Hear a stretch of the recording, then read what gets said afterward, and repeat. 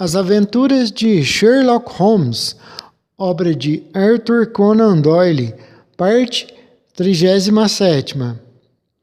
O problema final. É com o coração pesado que pego a pena para escrever as últimas páginas, onde registrarei os talentos especiais que distinguiam o meu amigo, o Sr. Sherlock Holmes. De modo incoerente e, percebo, inteiramente inadequado, procurei narrar as minhas estranhas experiências em sua companhia, desde o acaso que nos reuniu por ocasião de um estudo em vermelho até a época de sua interferência na questão do Tratado Naval, que teve o resultado inegável de impedir uma grande crise internacional. Era minha intenção parar ali, sem mencionar o acontecimento que gerou tamanho vazio em minha vida que nem mesmo a passagem de 2 anos conseguiu amenizar. Mas fui obrigado pelas cartas recentes em que o coronel James Moriarty defende a memória do irmão a colocar diante do público os fatos exatamente como aconteceram. Só eu conheço a verdade absoluta a respeito do assunto e estou certo de ter chegado o momento em que ocultá-la não traz benefício a ninguém. Que eu saiba, só houve 3 relatos na imprensa: o do jornal Geneve, de 6 de maio de 1891, o comunicado da Reuters, nos jornais ingleses de 7 de maio e, finalmente, as cartas recentes a que me referi. Destes, o primeiro e o segundo foram extremamente condensados, enquanto o último é, como mostrarei agora, uma distorção completa dos fatos. Cabe a mim contar pela primeira vez o que realmente aconteceu entre o professor Moriarty e Sherlock Holmes. Devo lembrar que, depois do meu casamento e do início da clínica particular, as relações estreitas que eu tinha com Holmes modificaram-se até certo ponto. Ele ainda me procurava de tempos em tempos, quando desejava um companheiro nas suas investigações, mas essas ocasiões tornaram-se cada vez mais raras, até que no ano de 1890 registrei apenas 3 casos. No inverno daquele ano e no início da primavera de 1891, li nos jornais que ele fora contratado pelo governo francês para investigar um assunto de suprema importância e recebi 2 bilhetes dele, um de Narbonne e outro de Nimes, dos quais depreendi que sua estada na França seria longa. Foi com certa surpresa, portanto, que eu o vi entrar no meu consultório na noite de 24 de abril. Pareceu-me mais pálido e magro que de costume. Sim, tenho trabalhado demais, Watson, comentou, mais em resposta ao meu olhar que às minhas palavras. Tenho sido um tanto pressionado ultimamente. Importa-se que eu feche as venezianas? A única luz da sala provinha da lâmpada na mesa, junto à qual eu estava lendo. Holmes, andando devagar junto à parede, fechou as venezianas com um gesto brusco e trancou-a com a barra. Está com medo de alguma coisa? Perguntei. Estou sim, Watson. De que, Holmes? Pistolas de ar. Meu caro Holmes, o que quer dizer com isso? Você me conhece o suficiente, Watson, para saber que não sou absolutamente um homem nervoso. Ao mesmo tempo, é estupidez e não coragem ignorar um perigo que está próximo. Quer me dar um fósforo? Deu uma profunda olhada para mim e pegou o fósforo em sua mão. Watson, devo me desculpar primeiramente pela visita tardia e suplicar que seja suficientemente desprovido de preconceitos para permitir que eu saia daqui a pouco de sua casa saltando o muro dos fundos. Mas o que significa tudo isso, Holmes? Estendeu a mão e vi à luz da lâmpada que os nós de 2 dedos estavam arranhados e sangrando. Como vê, não se trata de ninharia, falou sorrindo. Pelo contrário, é bastante sólido para quebrar a mão de um homem. A senhorita Watson está em casa? Está fora, visitando a família, Holmes. Verdade? Então está sozinho? Sim, Holmes, sozinho. Então fica mais fácil propor que passe uma semana comigo no continente. Mas onde? Em qualquer lugar, não faz diferença. Havia alguma coisa muito estranha naquela história. Holmes não costumava tirar férias sem objetivo, e algo no seu rosto pálido e abatido me dizia que seus nervos estavam em extrema tensão. Leu a pergunta nos meus olhos e, juntando as pontas dos dedos e apoiando os cotovelos nos joelhos, explicou a situação. Watson, é provável que nunca tenha ouvido falar no professor Moriarty. De fato, nunca, meu amigo. Sim, Watson, este é o engenho e a maravilha de toda a história. O homem permeia Londres e ninguém ouviu falar nele. É isto que o coloca no ápice dos registros criminais. Afirmo com toda a seriedade, Watson, que se eu pudesse derrotar esse homem, livrar a sociedade dele, acharia que a minha carreira havia chegado no auge e estaria disposto a adotar um estilo de vida mais sereno. Cá entre nós, os casos recentes em que fui útil à família real da Escandinávia e à República da França deixaram-me em condições de viver uma vida tranquila, que é mais do que meu agrado, concentrando-me em pesquisas químicas, mas não poderia descansar, Watson, não ficaria sentado tranquilo na minha poltrona se soubessem que um homem como o professor Moriarty ainda estivesse impunemente pelas ruas de Londres. O que ele fez de tão grave, Holmes? Sua carreira é extraordinária, podemos dizer. É um homem bem nascido, de excelente cultura, dotado pela natureza de um talento matemático excepcional. Com 21 anos, escreveu um tratado sobre o teorema binário, que fez sucesso na Europa inteira. Com base nisso, conquistou a cátedra de matemática numa de nossas universidades menores e, ao que tudo indica, tinha pela frente uma carreira brilhante.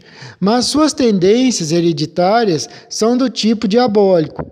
Há uma disposição criminosa no seu sangue que, em vez de se modificar, ficou mais acentuada, tornando-se infinitamente mais perigosa devido à sua extraordinária capacidade mental. Boatos sinistros espalham-se pela cidade universitária e ele acabou sendo obrigado a renunciar à cátedra e vir para Londres, onde se estabeleceu como instrutor do exército. Isto é o que se sabe em geral. Mas o que vou contar-lhe, meu amigo, agora é o que eu descobri. Como você sabe, Watson, ninguém conhece tão bem como eu os altos círculos criminais de Londres. Há anos venho percebendo uma força por trás do criminoso, um grande talento organizador que procura obstruir a ação da justiça e proteger o malfeitor. Repetidamente, em casos dos mais variados tipos, falsificação, roubo, homicídio, senti a presença dessa força e percebi sua ação em muitos dos crimes não solucionados em que não fui pessoalmente consultado. Há anos tento rasgar o véu que encobre isso e finalmente consegui encontrar o fio da meada e segui-lo. E ele me conduziu, após 1000 voltas tortuosas, ao ex-professor Moriarty, a celebridade matemática. Ele é o Napoleão do crime, Watson. É o organizador de metade do que há de maligno e de quase tudo que passa despercebido nesta grande cidade. É um gênio, um filósofo, um pensador abstrato. Sua inteligência é excepcional. Fica imóvel como uma aranha no centro da teia, mas a teia tem milhares de ramificações, das quais ele conhece cada tremor. Ele mesmo pouco faz, apenas planeja, mas seus agentes são numerosos e esplendidamente organizados. Se há um crime a cometer, um documento há. roubar, uma casa a ser invadida, um homem a ser liquidado, a informação é transmitida ao professor e o negócio organizado e executado. O agente pode ser surpreendido. Nesse caso, surge dinheiro para a fiança ou a defesa, mas o poder central que utiliza o agente nunca é apanhado, nem sequer se suspeita quem seja. Foi essa organização que encontrei por dedução, Watson, dedicando toda a minha energia a desmantelá-la e dissolvê-la. Mas o professor está rodeado de salvaguardas tão habilmente arquitetadas que, por mais que eu tentasse, parecia impossível obter provas que o condenassem a um tribunal. Conhece meus talentos, meu caro Watson, e, no entanto, depois de 3 meses, fui obrigado a admitir que havia encontrado finalmente um adversário do meu nível intelectual. Meu horror diante de seus crimes transformou-se na admiração de sua habilidade maligna. Claro, digo admiração por sua inteligência, mas não por ser um patife miserável, sanguinário como é, e quero colocá-lo na cadeia pelo resto da vida, trancar e jogar a chave fora, meu amigo.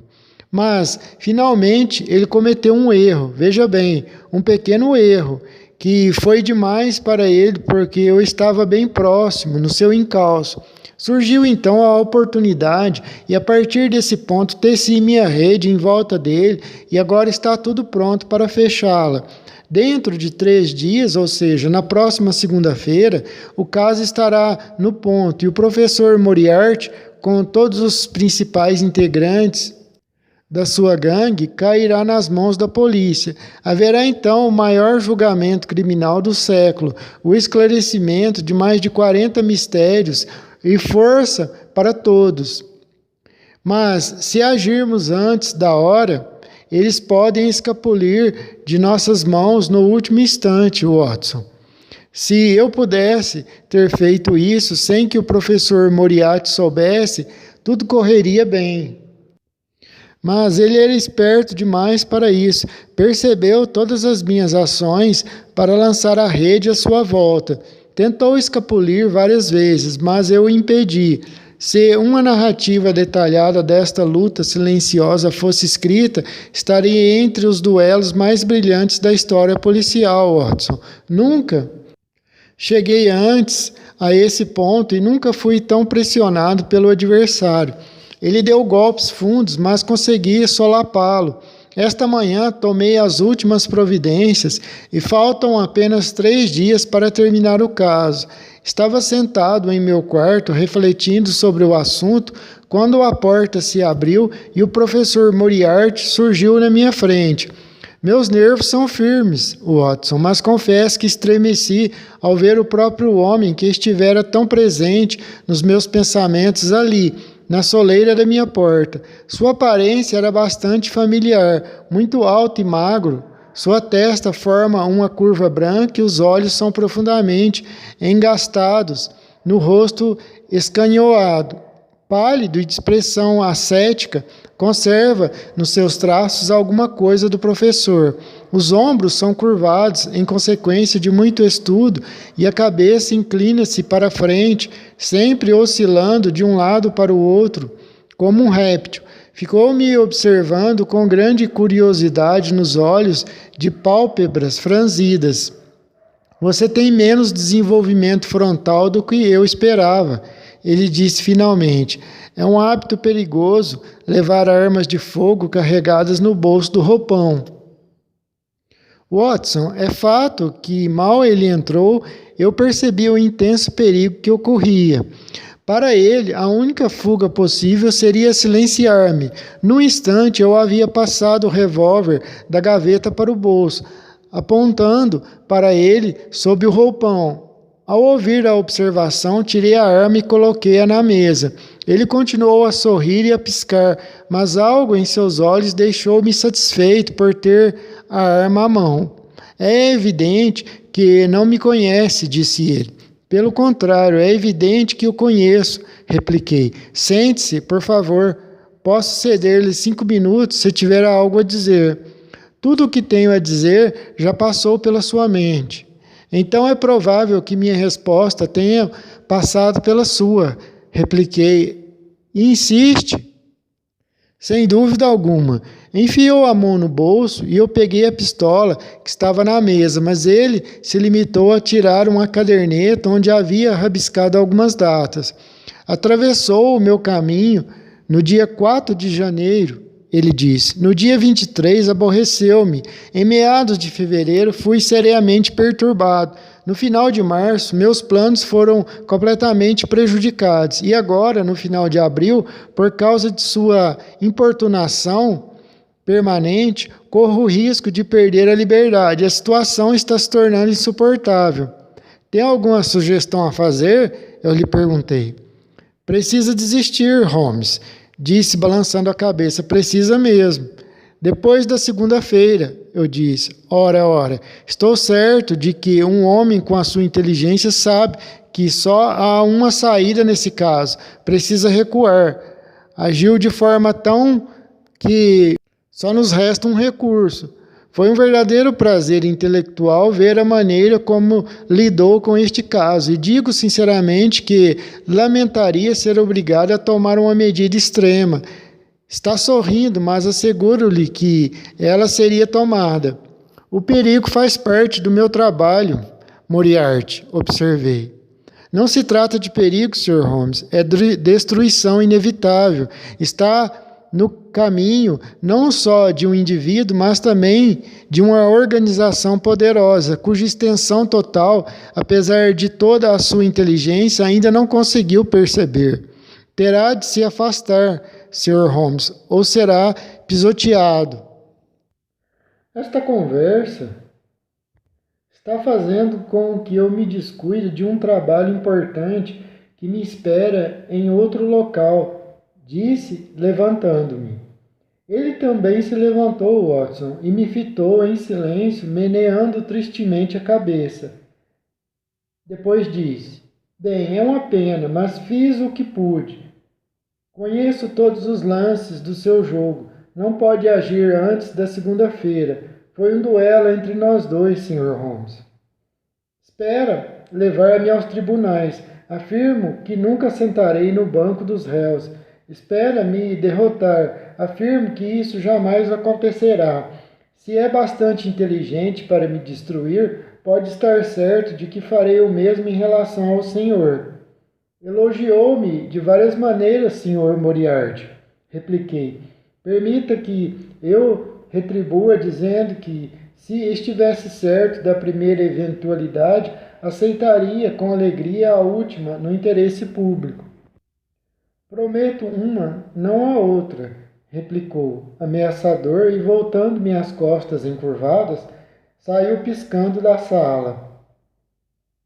Esta foi a minha estranha entrevista com o professor Moriarty, Watson. Confesso que me deixou uma impressão desagradável. Sua maneira de falar, precisa e suave, transmite uma sinceridade que um simples fanfarrão não conseguiria.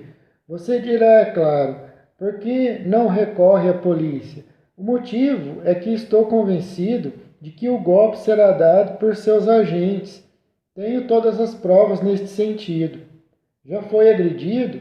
Meu caro Watson, o professor Moriarty não é homem que deixe a grama crescer sobre os pés.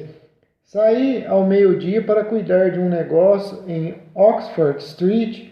Quando passei pela esquina da Betting Street com Elkenbeck Street, um veículo puxado por 2 cavalos que corriam furiosamente passou por mim como um raio. Saltei para a calçada, escapando por uma fração de segundo. O veículo veio de Marylebone Lane e desapareceu num instante. Depois disso, fui andando pela calçada, Watson. Mas quando passava pela Very Street, um tijolo caiu do telhado de uma casa, despedaçando-se aos meus pés. Chamei a polícia e mandei examinar o local. Havia telhas e tijolos empilhados no telhado, destinados a algum concerto, e queriam que eu acreditasse que o vento atirara o tijolo na rua. Eu sabia que não era isso, claro, mas não podia prová-lo. Tomei um cabriolé e consegui chegar ao apartamento de meu irmão em Pall Mall, onde passei o dia. Depois vim para sua casa e no caminho fui atacado por um vagabundo armado de um bastão. Consegui dominá-lo e a polícia o prendeu, mas afirmo com a mais absoluta certeza que não descobrirão jamais qualquer ligação entre o cavalheiro em cujos dentes incisivos eu feri os nós dos dedos e o professor de matemática aposentado Moriarty, cujos dentes incisivos recapitulando. Depois vim para sua casa e no caminho, Watson, fui atacado por um vagabundo armado com um bastão. Eu consegui dominá-lo e a polícia o prendeu, mas afirmo com a mais absoluta certeza que jamais descobrirão qualquer ligação entre o vagabundo cavalheiro em questão, em cujos dentes incisivos eu feri meus dedos, com o professor Moriarty, aposentado, que deve estar resolvendo problemas a uns 15 quilômetros daqui. Não se surpreenderá agora, Watson, com o fato de eu ter fechado as venezianas logo que entrei na sala e ter pedido permissão para sair desta casa por um lugar menos visível do que a porta da frente, né? Eu sempre admirara a coragem do meu amigo, mas nunca tanto quanto naquele momento em que ele contava serenamente uma sequência de incidentes que resultavam um dia de horror. Não quer passar a noite aqui, Holmes? Lhe perguntei. Não, meu amigo. Você me acharia um hóspede perigoso. Tenho meus planos e tudo correrá bem. O caso foi tão longe que eles podem agir sem a minha ajuda para prendê-lo, embora a minha presença seja necessária para condená-lo. É óbvio, portanto, que o melhor a se fazer é me ausentar nos dias que restam para a polícia agir. Seria um grande prazer se você fosse comigo ao continente. Minha clientela está tranquila e tenho um vizinho prestativo. Gostaria de ir com você. Amanhã de manhã, se for necessário. Sim, é muito necessário. Então, estas são as minhas instruções e suplico, meu caro Watson, que a siga ao pé da letra, pois está jogando comigo um jogo duplo contra o mais inteligente dos criminosos e o mais poderoso sindicato do crime da Europa. Agora escute, você despachará a bagagem que pretende levar por um mensageiro de confiança esta noite, sem endereço para a estação de Victoria. De manhã, manda chamar um cabriolé, que seu criado não pegue o primeiro nem o segundo que apareçam. Entre no carro e siga para o Strand, no extremo de Lother Arcade, dando o endereço ao cocheiro, escrito num papel com o pedido de que ele não jogue fora. Fique com o dinheiro da corrida na mão e no instante em que o veículo parar, atravesse correndo a arcade, de modo a chegar ao outro extremo. Às 9h15, encontrará uma pequena berlinda à espera junto ao meu fio, conduzida por um sujeito com uma capa negra e a gola forrada de vermelho. Entre no veículo e chegará à Vitória ao tempo de pegar o Expresso Continental. Onde o encontrarei, Holmes? Na estação. O segundo carro da primeira classe está reservado para nós. O carro é o nosso ponto de encontro, então? É, Watson.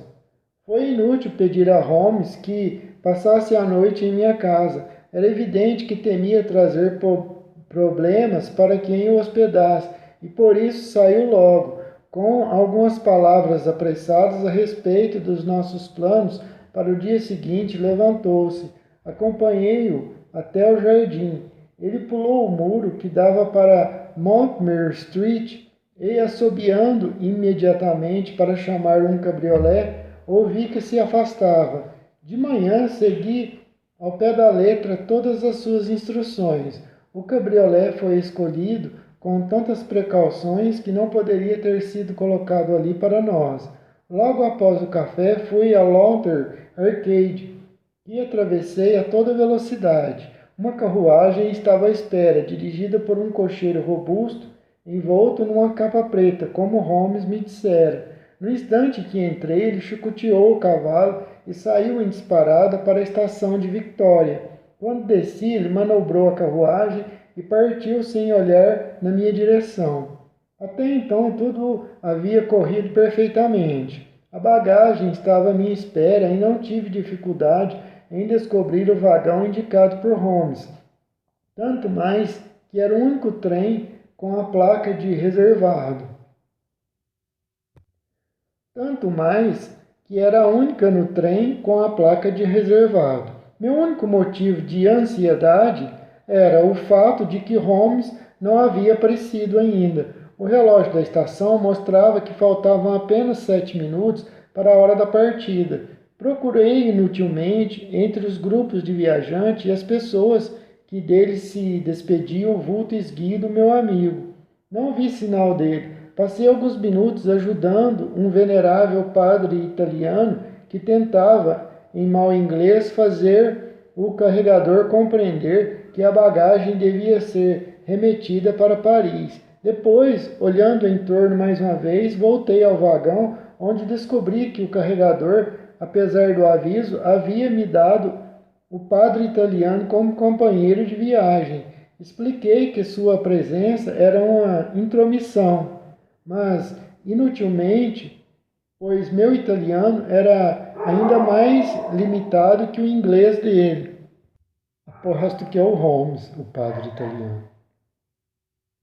De modo que encolhi os ombros, resignado, e continuei a olhar pela janela à espera do meu amigo Holmes. Tive um arrepio de medo quando pensei que sua ausência poderia significar um golpe fatal ocorrido durante a noite.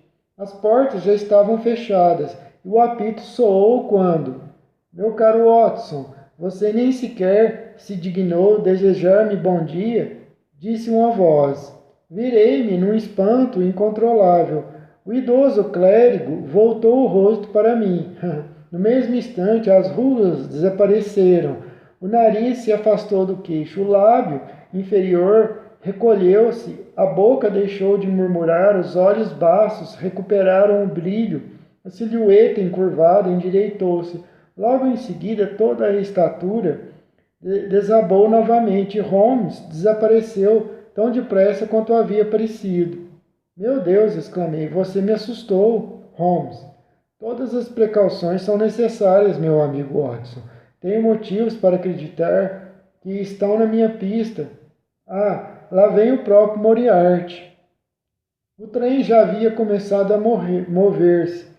Olhando para trás, vi um homem alto abrindo caminho furiosamente entre a multidão, agitando a mão como se quisesse fazer parar o trem.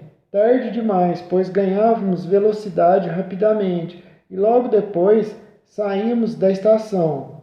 Apesar de todas as precauções, escapamos por pouco. Você vê, disse Holmes rindo, levantando-se, despindo a batina preta e o chapéu que faziam parte do disfarce, guardou-os num vasilho. Leu o jornal da manhã, Watson? Não, meu amigo, não li. Então, não soube do que aconteceu em Baker Street? Baker Street? Atearam fogo ao nosso apartamento ontem à noite, Watson. Não houve grande prejuízo, é verdade. Meu Deus, Holmes, isso é intolerável. Devem ter perdido completamente a minha pista depois que prenderam o meu agressor. Do contrário, não imaginaria que eu voltaria para casa, mas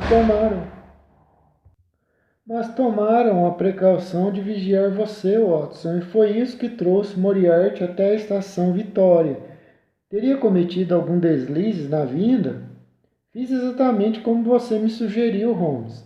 Encontrou a carruagem? Encontrei, estava esperando. Reconheceu o cocheiro? Não. Era o meu irmão Mycroft. Em casos desse tipo, é uma vantagem circular sem a ajuda de um mercenário, mas precisamos planejar agora o que fazemos com Moriarty. Este trem é expresso e, como faz conexão com o vapor, creio que nos livramos completamente dele.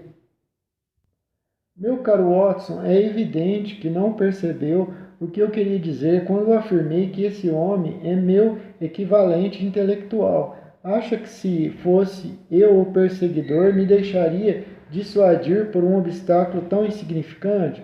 Por que o menospreza a tal ponto? O que ele fará? Ou o que eu faria? O que você faria então? Tomaria um trem especial, mas deve ser tarde. De modo algum. Este trem para em Canterbury. Este trem para em Canterbury e é preciso esperar pelo menos um quarto de hora pelo vapor. Ele nos alcançará ali. Até parece que somos nós os criminosos. Vamos mandar prendê-lo assim que chegarmos. Seria arruinar o trabalho de 3 meses, Watson. Pegaríamos o peixão, mas os peixinhos escapariam por todas as malhas da rede. Na segunda-feira, pegaremos todos. Não, prendê-lo é inadmissível. Então o que faremos? Saltaremos em Canterbury. E depois? Depois subiremos até New Haven e de lá para Deep. Moriarty fará novamente o que eu faria. Seguirá para Paris, descobrirá nossa bagagem e aguardará 2 dias no depósito. Enquanto isso, compraremos 2 malas de pano e incentivaremos os fabricantes dos países pelos quais viajarmos e seguiremos tranquilamente para a Suíça via Luxemburgo e Basileia. Sou um viajante muito experimentado para me importar com a perda de bagagem, mas confesso que me aborreci com a ideia de ser obrigado a fazer desvios e a me esconder de um homem cuja ficha era negra de incontáveis infâmias. Mas era evidente que Holmes entendia a situação com mais clareza do que eu. Portanto, saltamos em Canterbury, descobrindo que precisaríamos esperar 1 hora pelo trem a New Haven. Eu ainda olhava com melancolia o trem que desaparecia rapidamente com a minha bagagem quando Holmes puxou-me pela manga e apontou para a linha. Já está chegando, vê. Ao longe, entre as florestas de Kent, erguia-se uma fina coluna de fumaça. Um minuto depois, avistamos um vagão e a locomotiva voando pela curva ampla que terminava na estação. Mal tivemos tempo para nos esconder atrás de uma pilha de bagagem quando o trem passou ruidoso, lançando um jorro de ar quente no nosso rosto. Lá vem ele, disse Holmes, enquanto observávamos o vagão oscilando sobre os dormentes. Há limites para a inteligência do nosso amigo, como vê. Seria um golpe de mestre se ele tivesse deduzido o que eu deduzi e agido de acordo. E o que ele teria feito se nos alcançasse? Não há a menor dúvida de que me mataria, Watson. Contudo, o jogo é para 2 pessoas.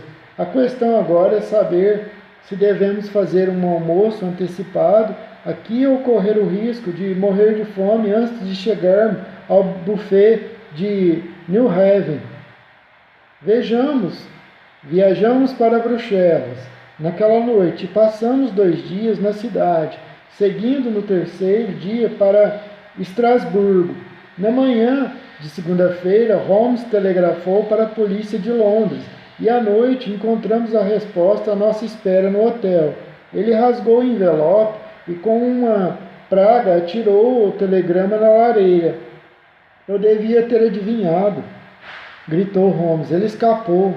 Moriarty? Prenderam toda a gangue, Watson, menos o maldito. Escapuliu. É claro que, quando saí do país, não sobrou ninguém capaz de enfrentá-lo, mas pensei que havia colocado toda a jogada nas mãos deles. Acho que é melhor você voltar para a Inglaterra, Watson. Por quê? Porque de agora em diante serei uma companhia perigosa. Aquele homem não tem mais o que fazer e está perdido se voltar a Londres. Você conhece bem o temperamento dele, vai concentrar todas as suas energias em se vingar de mim. Foi o que disse em nossa rápida conversa e acho que falava sério. Volte para sua clientela, é o que recomendo.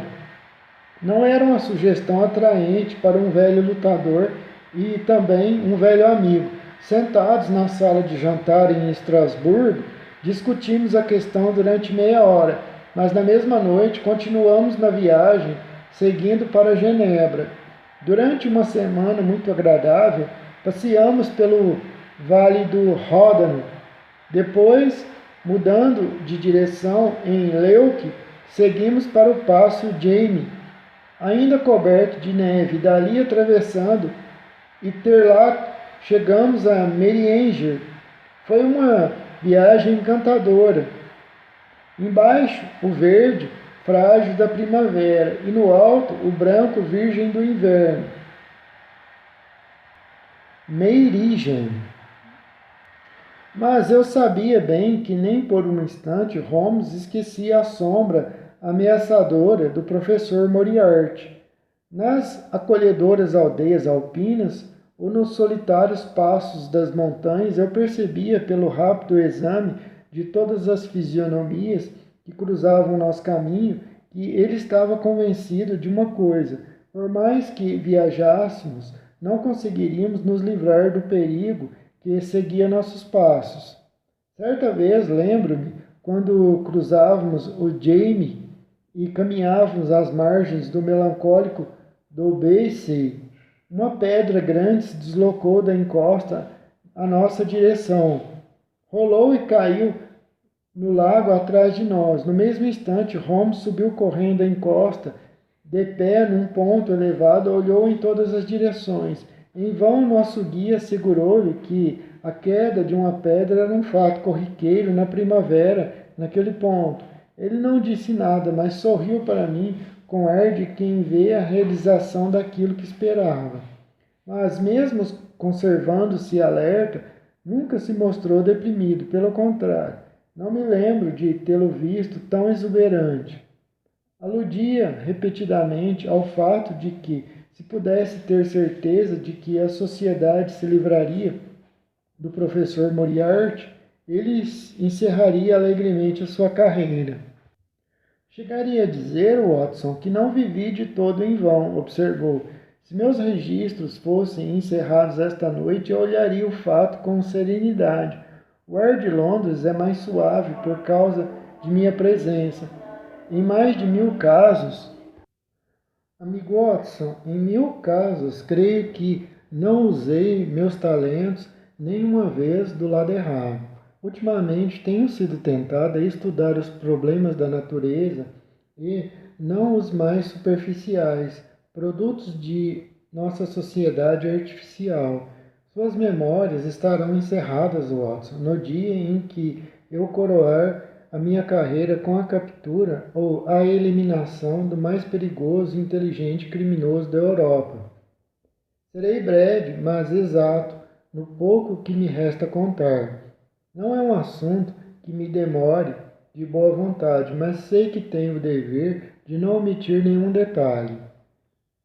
Foi no dia 3 de maio que chegamos à aldeia de Meiringen, onde nos hospedamos no English Hof, então administrado por Peter Styler, pai.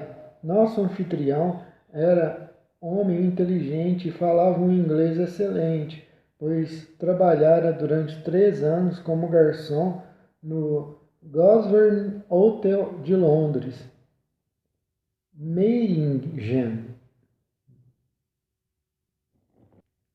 Seguindo seu conselho, saímos juntos na tarde do dia 4, com a intenção de transpor as colinas e passar a noite na aldeia de Rosenheim. Recebemos recomendações insistentes para não ultrapassarmos de modo algum as quedas de Reichenbach, que ficam no meio da subida da montanha, sem fazer um pequeno desvio para admirá-las. Na verdade, é um lugar assustador. A torrente, aumentada pela neve derretida, mergulha num tremendo abismo de onde a espuma jorra como fumaça de uma casa em chamas. A garganta onde o rio se projeta é uma brecha profunda, cercada de rochedos brilhantes, negros como carvão, que vai se estreitando até formar um poço fervilhante de profundidade incalculável. O poço transborda e lança a torrente para diante por cima de uma borda irregular. O longo jato de água verde que desce ruidosamente sem cessar e a espessa cortina de espuma saltando eternamente para o alto deixam as pessoas tontas com o seu constante rodopio e clamor. De pé junto à borda, observamos as cintilações da água caindo lá embaixo sobre as pedras negras e ouvimos o grito meio humano que subia do abismo juntamente com a espuma. A trilha contorna uma parte da queda para permitir sua visão completa, mas termina bruscamente e o viajante é obrigado a voltar por onde veio. Tínhamos começado o caminho de volta quando avistamos um rapazinho suíço que se aproximava correndo com uma carta na mão. O papel trazia o timbre do hotel que acabávamos de deixar e era dirigido a mim pelo hoteleiro. Minutos depois de sairmos, chegaram uma senhora inglesa nos últimos estágios da tuberculose. Passaram o inverno em Davos, Plates, e viajava para se encontrar com amigos em Lucerna, quando sofreram súbita hemorragia. Achavam que só viveria algumas horas, mas seria um grande consolo para ela ver um médico inglês e se eu pudesse voltar, etc, etc. O bom Styler afirmou num post-scriptum que ele próprio consideraria um grande favor pessoal, já que a senhora se recusava terminantemente a consultar um médico suíço e ele sentia que tinha grande responsabilidade no caso. O apelo era todo tipo que eu não podia ignorar. Impossível recusar o pedido de uma compatriota que morria em terra estrangeira. Contudo, tive escrúpulos em abandonar Holmes. Combinamos, finalmente, que ele ficaria com o jovem mensageiro suíço como guia e companheiro até que eu voltasse em Meiringen. Meu amigo ficaria algum tempo na catarata e depois seguiria devagar pela montanha na direção de Rosenlaui, onde eu me encontraria com ele à noite. Quando me virei, vi Holmes encostado numa pedra e com os braços cruzados, olhando a torrente. Esta deveria ser a última vez que o veria neste mundo. Quando eu estava perto do fim da descida, olhei para trás.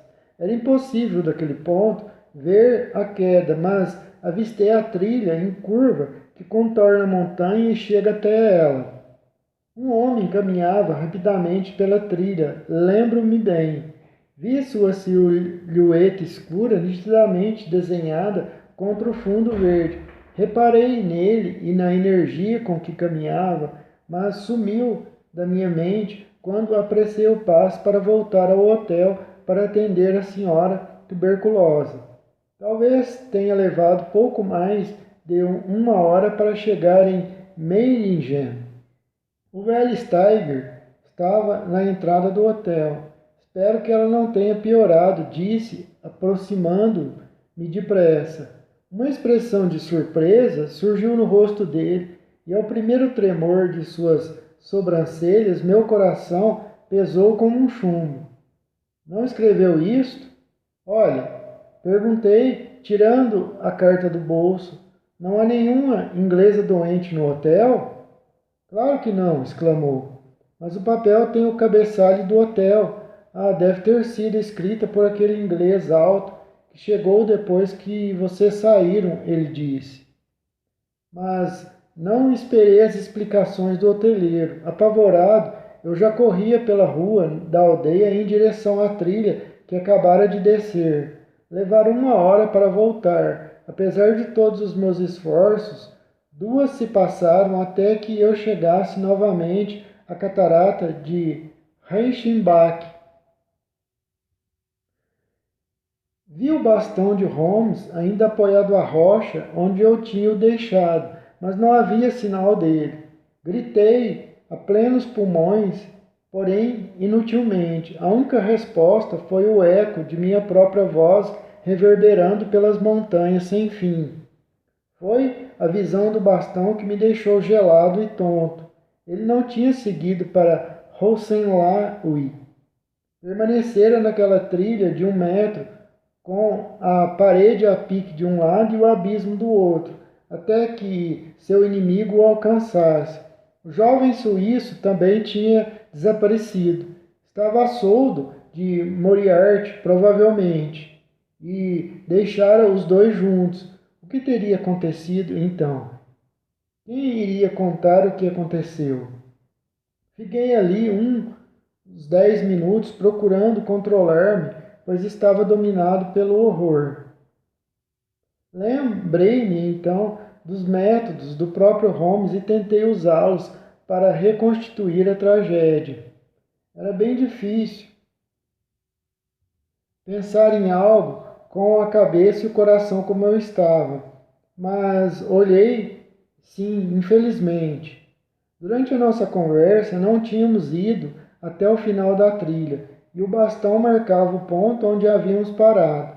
O solo, enegrecido, fica permanentemente macio por causa do jorro incessante de espuma, e até um pássaro deixaria ali a sua marca.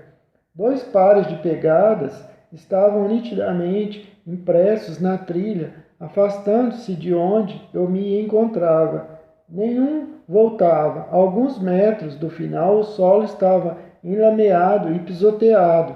Os arbustos e plantas que ladeavam o abismo, quebrados e enlameados. Deitei-me de bruços e espiei para baixo com a espuma jorrando à minha volta. Havia escurecido e eu via apenas aqui e ali a cintilação da umidade nas paredes negras e ao longe, nas profundezas da garganta, o brilho da água em torvelinho.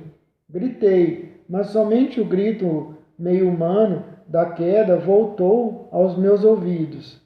Mas queria o destino que, afinal, eu recebesse uma última palavra do meu amigo e camarada. Eu disse que o bastão estava encostado no rochedo e que se projetava para a trilha. No alto desse rochedo, o brilho de alguma coisa chamou minha atenção e, erguendo a mão, encontrei o pequenino relógio de prata que Holmes costumava levar no bolso. Quando o peguei, um papel que estava embaixo voou e caiu no chão. Ao desdobrá-lo, vi que eram 3 páginas rasgadas do caderninho de notas endereçadas a mim. Era característico de Holmes que o endereço fosse nítido, a caligrafia e firme como se ele estivesse escrevendo em seu escritório. Meu caro Watson, escrevo estas poucas linhas por cortesia do Sr. Moriarty, que me aguarda para a discussão final das questões que nos separam. Ele me fez um resumo dos métodos pelos quais evitou a polícia inglesa e se manteve informado a respeito dos nossos movimentos. Isto confirma, sem dúvida, o elevado conceito que tenho dos seus talentos. É um prazer pensar que conseguirei livrar a sociedade dos efeitos da sua presença, embora tema que seja a um preço capaz de causar sofrimento aos amigos e especialmente a você, meu caro Watson. Mas já lhe expliquei que minha carreira havia chegado a um ponto crítico e nenhuma forma de conclusão me seria mais agradável do que esta. Na verdade, se me permite uma confissão completa, eu tinha certeza de que a carta de Mellingham era falsa e deixei que você partisse convencido de que algo semelhante aconteceria. Diga ao inspetor Patterson que os documentos que ele precisava para condenar a gangue estão no escaninho, num envelope azul com a inscrição Moriarty. Tomei todas as providências relativas aos meus bens antes de sair da Inglaterra e as confiei ao meu irmão Mycroft. Meus cumprimentos à senhorita Watson e creio que permaneço, meu caro amigo, Seu sinceramente, Sherlock Holmes. Poucas palavras serão suficientes para contar o que falta. Uma investigação realizada por especialistas deixou poucas dúvidas de que uma luta pessoal entre os dois terminou, como não poderia deixar de ser, em tal situação, na queda dos dois, na queda de ambos, atracados um ao outro no abismo. Qualquer tentativa de recuperar os corpos seria totalmente inútil, e ali, nas profundezas daquele medonho caldeirão de água rodopiante e espumosa, ficarão sepultados para sempre o mais perigoso criminoso da Inglaterra e da Europa toda e o maior defensor da justiça de toda uma geração.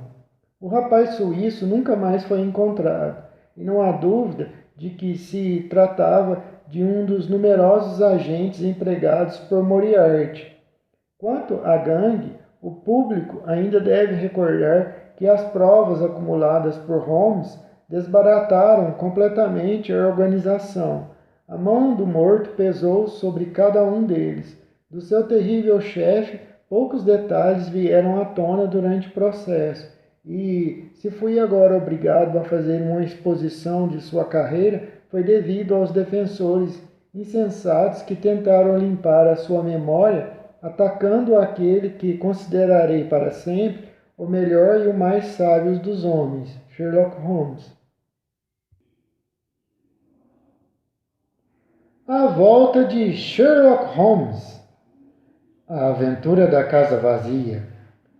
Foi na primavera de 1894 que toda Londres ficou interessada e o mundo da alta sociedade atemorizado pelo assassinato do Honorable Ronald Adair em circunstâncias bastante extraordinárias e inexplicáveis. O público já ficara sabendo dos detalhes do crime que surgiram durante a investigação policial, mas uma boa parte foi suprimida na ocasião, já que as alegações para a instauração do processo eram tão esmagadoramente sólidas que não era necessário divulgar todos os fatos. Esmagadoramente. Somente agora, depois de quase 10 anos, é que estou autorizado a fornecer os elos que faltam e que completam aquela cadeia memorável. O crime era por si mesmo interessante, mas aquele interesse não era nada para mim comparado à sequência incrível que me causou mais choque e surpresa do que qualquer acontecimento da minha vida de aventuras. Mesmo agora, depois de longo intervalo, eu fico emocionado quando penso nele, sentindo mais uma vez aquela súbita torrente de alegria, espanto e incredulidade que engolfou minha mente. Deixei-me dizer a esse público, deixem-me dizer a este público que tem mostrado algum interesse por esses vislumbres que eu ocasionalmente lhe tenho dado sobre os pensamentos e as ações de um homem bastante notável, que não deve me censurar por eu não ter dividido meu conhecimento com ele, pois eu deveria ter considerado isso meu primeiro dever, se não tivesse sido impedido por uma proibição de seus próprios lábios e que só foi retirada no terceiro dia do mês passado. Pode-se imaginar que minha ligação íntima com Sherlock Holmes tenha provocado meu profundo interesse pelo crime e que depois de seu desaparecimento, ou por assim dizer, morte, nunca deixei de ler com cuidado os vários problemas que surgiram diante do público. E até que tentei mais de uma vez, para minha própria satisfação, empregar seus métodos nas soluções, embora com resultados medíocres, claro.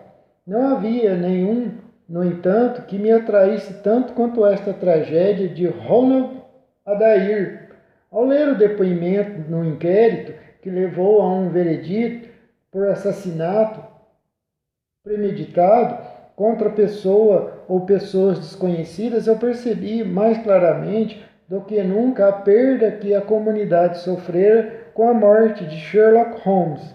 Existem pontos sobre este caso estranho que eu tinha certeza o teriam atraído especialmente. Os esforços da polícia seriam suplantados ou, mais provavelmente, antecipados pela observação treinada e a mente alerta do principal detetive da Europa. Todos os dias, enquanto cumpria minha rotina, eu revolvia o caso na minha cabeça e não achava explicação que me parecesse adequada. Sob o risco de contar uma história já contada, vou recapitular os fatos como eram conhecidos do público na época da conclusão do inquérito. O Honorable Ronald Adair era o segundo filho do conde Maynooth, naquela época governador de uma das colinas australianas. A mãe de Adair, retornara da Austrália para se submeter a uma operação de catarata, e ela, seu filho Ronald e sua filha Hilda viviam juntos no número 427 de Park Lane. Os jovens frequentavam a melhor sociedade, até onde se sabia, não tinham nenhum inimigo ou vício especial. Ele esteve casado com a senhorita Edith Audley de Castairs, mas o compromisso fora rompido com consentimento mútuo alguns meses antes. E não havia nenhum sinal de que tivesse deixado para trás qualquer sentimento muito profundo. O resto de sua vida girava num círculo estreito e convencional, pois seus hábitos eram tranquilos e sua natureza sem emoção. Mas foi sobre este jovem aristocrata bonachão que a morte se abateu na forma mais estranha e inesperada, entre 22 horas e 23 horas de 30 de março de 1894. Ronald Adair gostava de cartas. Jogava constantemente, mas nunca com apostas que pudessem prejudicá-lo. Era membro dos clubes de jogos de cartas Baldwin, Cavendish e Bagatelle. Ficou provado que depois do jantar, no dia de sua morte, participou de um jogo de whist no último desses clubes. Também jogara lá à tarde. O depoimento dos que jogaram com ele, Sr. Murray, o Sr. John Ard e o Coronel Moura, revelava que o jogo era o whist e que havia um justo equilíbrio no baixar das cartas. Adair poderia ter perdido 5 libras, não mais. Sua fortuna era considerável e uma perda assim não o afetaria de maneira nenhuma. Jogava quase todos os dias num outro clube, mas era um jogador prudente e geralmente ganhava. Verificou-se no depoimento que, em parceria com o Coronel Moura, realmente ganhara 420 libras de uma só vez, algumas semanas antes de Godfrey Milner, de Lord Balmoral. Era assim sua história recente, como se apurou no inquérito. Na noite do crime, ele voltou do clube exatamente às 22 horas. Sua mãe e sua irmã estavam fora, passando a noite com um parente. A criada disse no depoimento que ouviu quando ele entrou no quarto da frente do segundo andar, geralmente usado como sala de estar. Ela acendera a lareira e, como fizera fumaça, abrira a janela. E nenhum som foi ouvido na sala até às 23h20, a hora da volta de Lady Maynooth, sua filha. Desejando dar-lhe boa noite, tentou entrar no quarto do filho. A porta, porém, estava trancada por dentro e não houve nenhuma resposta aos seus gritos e batidas. Conseguiram ajuda e arrombaram a porta. O jovem infeliz foi encontrado deitado perto da mesa. Sua cabeça fora fora acidentalmente ferida por uma queda, ou teria sido a sua cabeça alvejada por um golpe de algum malfeitor. Sobre a mesa estavam 2 notas de 10 libras cada e mais 17 libras, sendo 10 em moedas de prata e ouro, o dinheiro arrumado em